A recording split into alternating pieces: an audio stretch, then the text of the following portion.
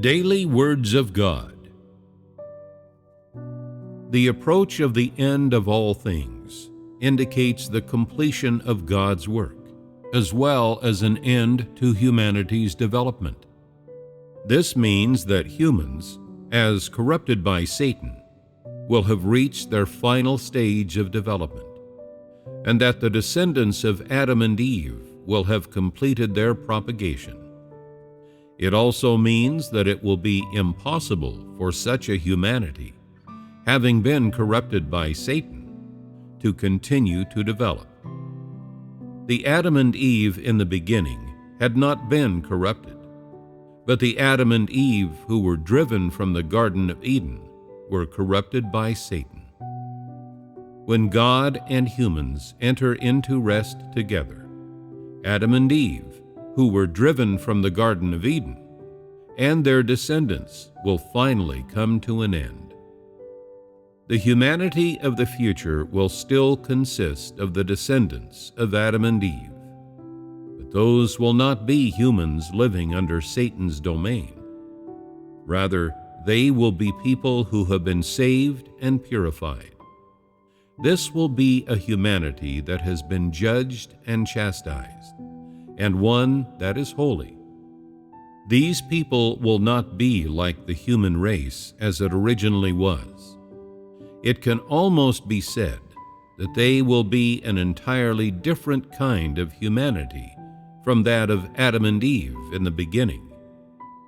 These people will have been selected from among all of those who were corrupted by Satan, and they will be the ones who have ultimately stood firm during God's judgment and chastisement. They will be the last remaining group of humans among corrupt humankind. Only these people will be able to enter into the final rest along with God. Those who are able to stand firm during God's work of judgment and chastisement during the last days, that is, during the final work of purification, will be the ones who will enter into the final rest alongside God. As such, all those who enter into rest will have broken free of Satan's influence and been obtained by God after having undergone his final work of purification. These humans, who will have been finally obtained by God, will enter into the final rest.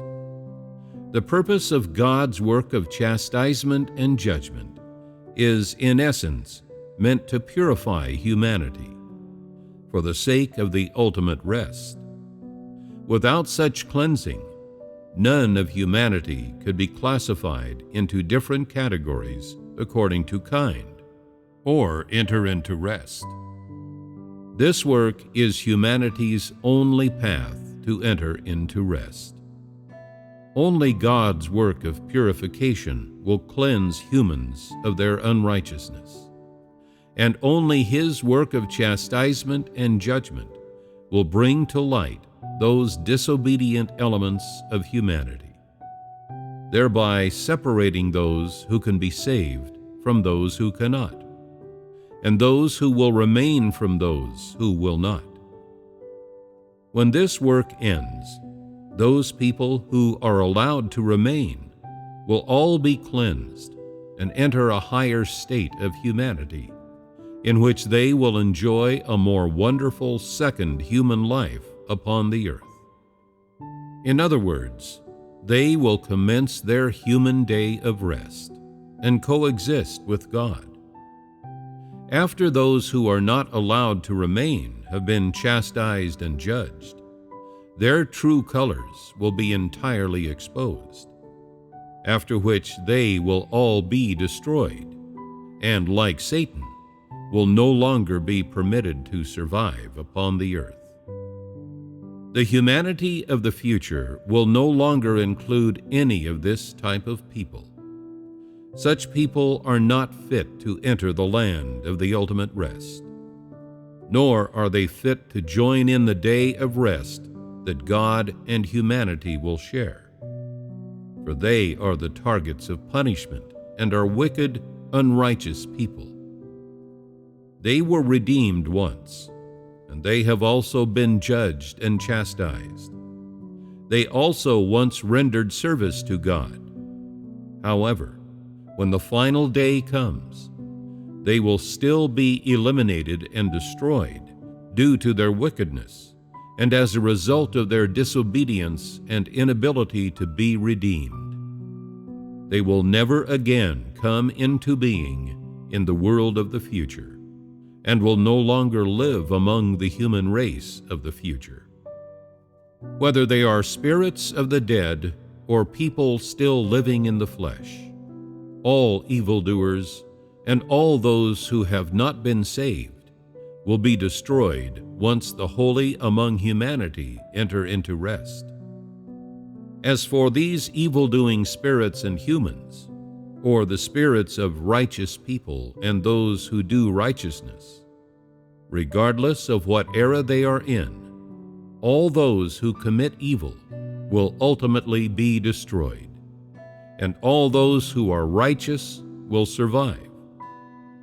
Whether a person or spirit will receive salvation is not entirely decided on the basis of the work of the final age. Rather, it is determined by whether or not they have resisted or been disobedient toward God. People in the previous era who committed evil and could not attain salvation will undoubtedly be targets for punishment, and those in the current era who commit evil and cannot be saved will surely be targets for punishment too. Humans are categorized on the basis of good and evil, not by which epoch they live in. Once thus categorized, they will not be punished or rewarded immediately. Rather, God will only carry out His work of punishing evil and rewarding good after He has finished carrying out His work of conquest in the last days. Actually, He has been separating humans into good and evil ever since He started doing His work of mankind's salvation. It is just that He will reward the righteous and punish the wicked only after His work has come to an end. It is not that He will separate them into categories upon the completion of His work and then immediately set about the task of punishing evil and rewarding good.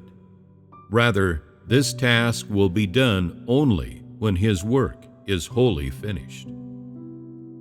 The entire purpose behind God's ultimate work of punishing evil and rewarding good is to thoroughly purify all humans, so that He may bring a purely holy humanity into eternal rest.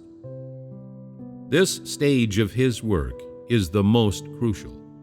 It is the final stage of the whole of His work of management. If God did not destroy the wicked, but instead allowed them to remain, then every human would still be unable to enter into rest, and God would not be able to bring all of humanity into a better realm. Such work would not be complete. When His work is finished, the whole of humanity will be entirely holy. Only in this way will God be able to live in rest peacefully.